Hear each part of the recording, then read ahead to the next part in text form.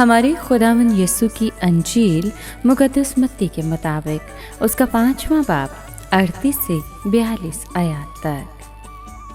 ایک دن یسوع نے اپنے شاگردوں سے کہا، تم سن چکے ہو کہ کہا گیا تھا کہ آنکھ کے بدلے آنکھ اور دانت کے بدلے دانت، مگر میں تم سے کہتا ہوں کہ بدکار کا مقابلہ نہ کر، بلکہ جو تیرے دہنے گال پر تماچا مارے دوسرا بھی اس کی طرف پھیر دے۔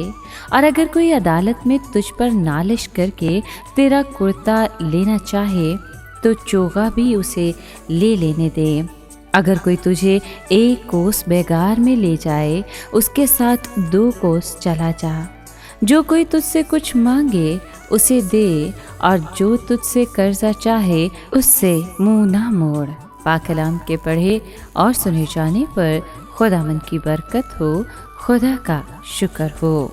عزیز دوستو، موسیٰ کی شریعت اور رومی قانون سب کے سب اس بات کا تقاضا کرتے تھے کہ برائی کرنے والے کے ساتھ ویسا ہی سلوک کیا جائے جو اس نے دوسرے کے ساتھ کیا۔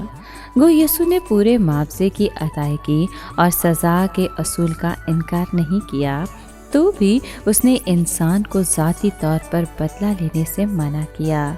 اس نے کہا، اگر کوئی تمہارے ساتھ برائی کرتا ہے یا مقدمے میں پھنساتا ہے تو بدلہ لینے کی نسبت اسے برداشت کرنا بہتر ہے۔